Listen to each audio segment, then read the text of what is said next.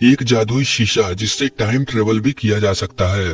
कहानी की शुरुआत में हमें एक बहुत बड़े स्पेसशिप को दिखाया जाता है जो रेगिस्तान में लैंड कर रहा था। उसकी वजह से यहाँ पर तूफान आ जाता है। उस तूफान से बचकर कुछ लोग यहाँ से भागने लगते हैं। उनमें से एक लड़की का जेवर यहीं रेत में गिर जाता है। इसके बाद हमें प्रेजेंट का सीन दिखाया जाता है जहाँ वही जेवर बोंग नाम के एक लड़के को मिलता है। दरअसल यहाँ पर बहुत सारे लोग पुराने जमाने की चीजों की छानबीन कर रहे थे। इनका मानना था कि बहुत समय पहले यहाँ एक शहर हुआ करता था। बोंग उस जेवर को अपनी टीम को दिखाता है। तभी यहाँ जॉन नाम का एक अंग्रेज आता है जो इनसे कहता है कि इन्हें जो कुछ भी मिले सबसे पहले इसे लाकर दिखाए। जिस पर बोंग कहता है कि ये सब तुम्हारी प्रॉपर्टी नहीं, चाइना की है। ये सुनकर जॉन हंसते हुए यहाँ से चला जाता है। बोंग और इसकी टीम पिछले कई महीनों से इस जगह पर रिसर्च कर रहे थे। इन्हें इस जगह पर बहुत सारी चीजें और यहाँ का नक्शा भी मिल चुका है, लेकिन वो नक्शा अभी अधूरा था। इस तरफ रेत वाले तूफान से भागते भागते एक आदमी और एक लड़की एक बंकर में गिर जाते हैं जो एक मंदिर जैसा लग रहा था। इस आदमी का नाम जिंक था जो बुरी तरह से घायल है, और इस लड़की का नाम यमन है जो एक संत है। जिंक यमन से मरते हुए कहता है कि वो इसके भाई से बच के रहे। यमन इस जगह पर घूम रही थी और भगवान से प्रार्थना कर रही थी कि वो इसे बचा ले। तभी अचानक दीवार पर से कमल के फूल जैसा शीशा नीचे गिरता है। इस तरह बोंग ट्रेन से अपने साथियों के साथ दूसरे शहर जा रहा था। इसकी एक साथी थी जिसको बोंग पसंद करता था, मगर वो लड़की किसी और को ही पसंद करती थी। खैर, इस ट्रेन में जॉन ने अपने 2 आदमियों को भेजा था ताकि वो बोंग से उनका कीमती सामान छीन ले। उसके बक्से को छीनने की पूरी कोशिश करते हैं, मगर ट्रेन में मौजूद लोग बोंग की मदद करते हैं और वो लोग जॉन के ही आदमियों को ट्रेन से बाहर फेंक देते हैं। जब लीन वो बक्सा खोलकर चेक करती है तब उसमें रखा शीशा टूट चुका था। इस बात से लीन बहुत दुखी होती है।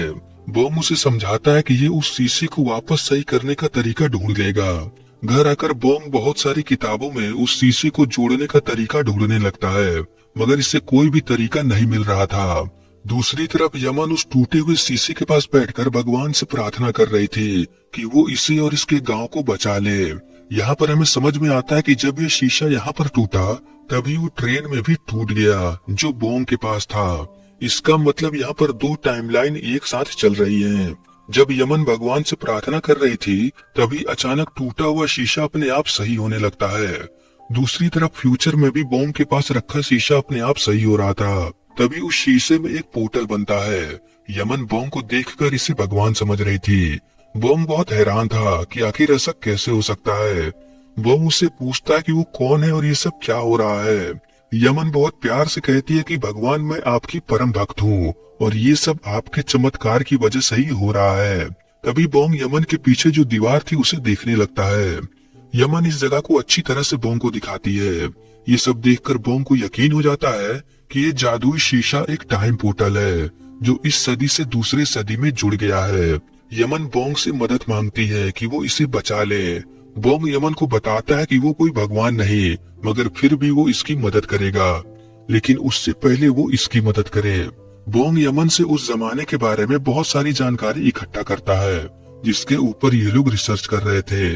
यमन ने कई दिनों से खाना नहीं खाया था, इसीलिए बोंग उसे कुछ खाने को भी देता है।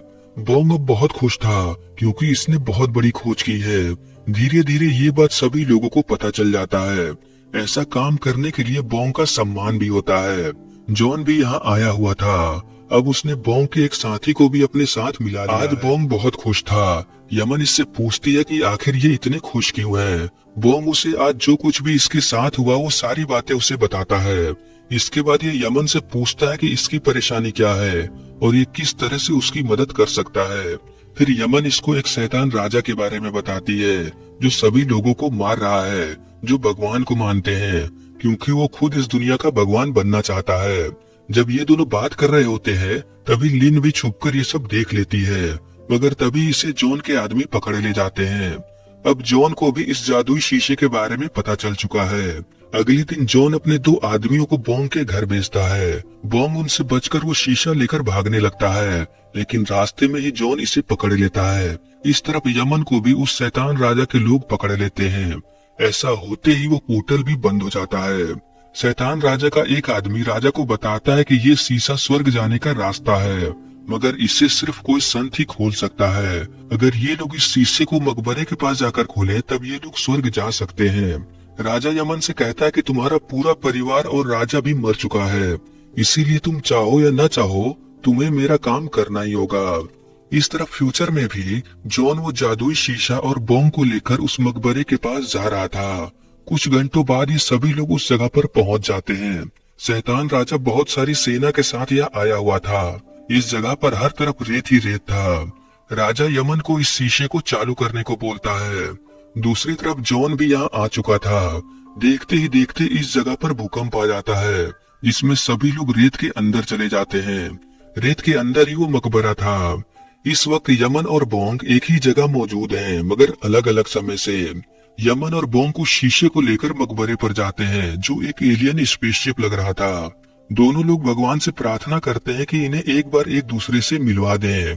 तभी यहाँ रोशनी चमकती है और अब ये दोनों एक दूसरे को देख सकते थे।